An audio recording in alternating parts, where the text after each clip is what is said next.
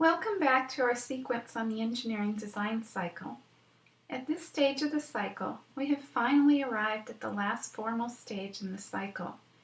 Here we will have a formal opportunity to consider the need and opportunities for redesign, which will include both considering how well our prototype performs, as well as feedback from our audience and external stakeholders, or those whom we have heard from during formal design reviews, and also those whom we have received feedback from during more informal, one-on-one or small group interactions.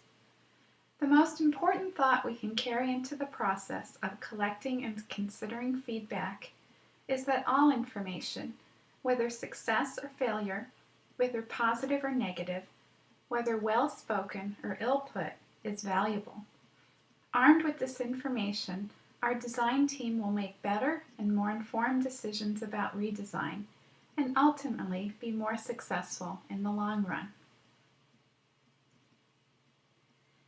Feedback can often seem overwhelming, but in fact, most journeys through the engineering design cycle will generate lots and lots of feedback, and it becomes all too tempting, especially when negative feedback comes rolling in, to begin to ignore it or find reasons to reject it. This is human nature, which makes having a plan for both documenting and sorting through all our feedback especially important.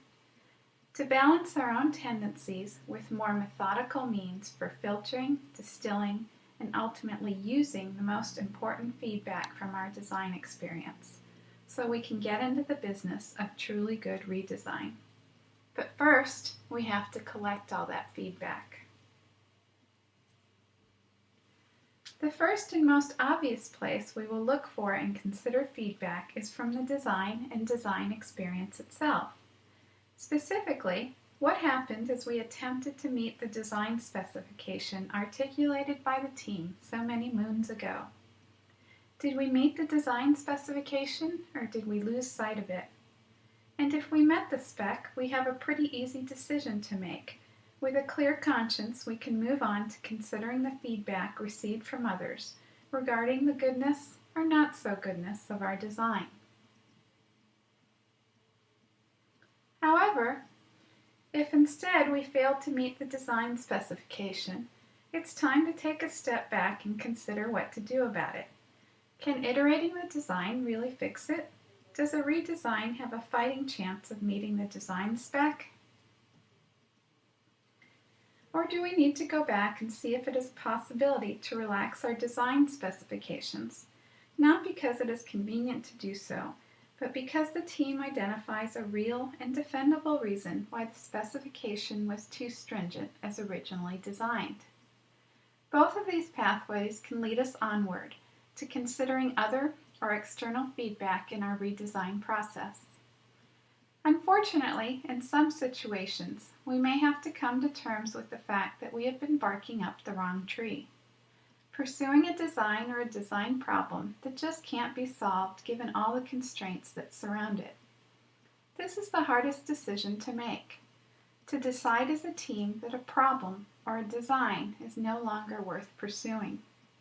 Hard as it may be, it's best to make that decision early on than to continue going deeper and deeper into the development of a design that is ultimately intractable.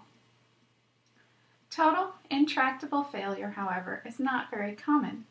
In many cases, after taking a step back and looking at the progress we've made, we'll be able to move on to considering what others say about our design and whether or not we need to take it to heart or simply keep it as comments of record.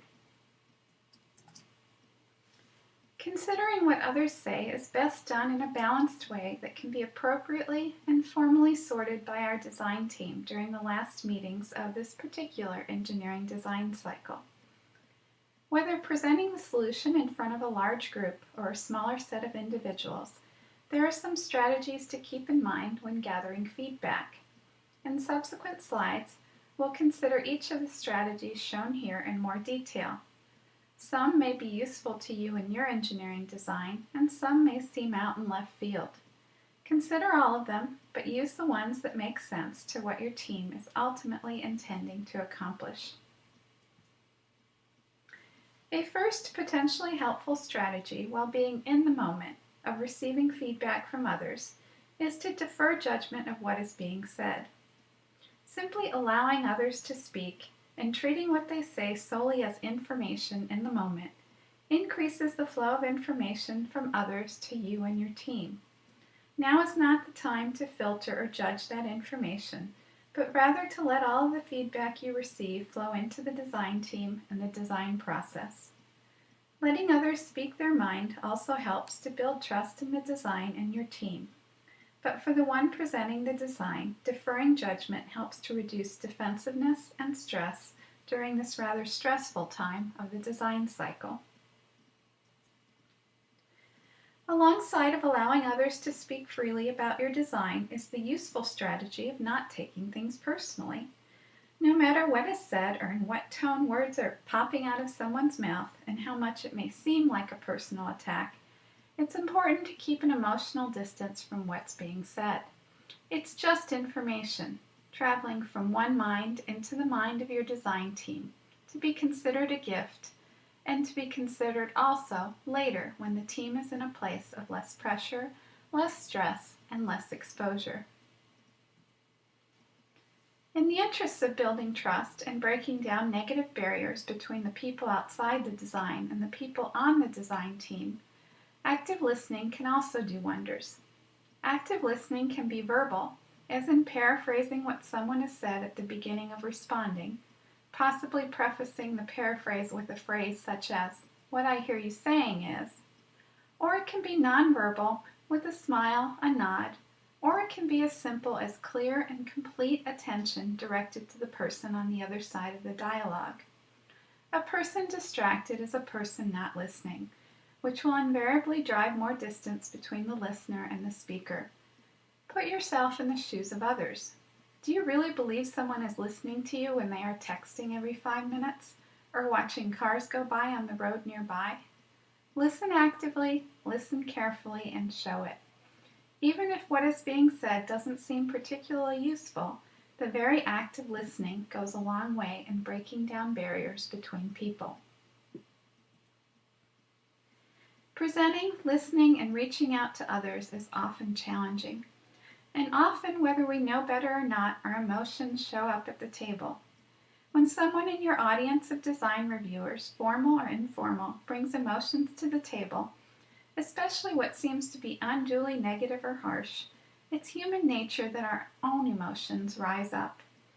In these situations, even if our own negative emotions are fully justified because another in our audience is most certainly being a jerk, we have to face the challenge of keeping our own emotional response off the table for the time being. When the moment passes, however, and we are no longer in front of our evaluators or our external stakeholders, emotions, particularly negative ones, need to have time, space, and consideration before we go back to the design team to evaluate feedback and endeavor to redesign.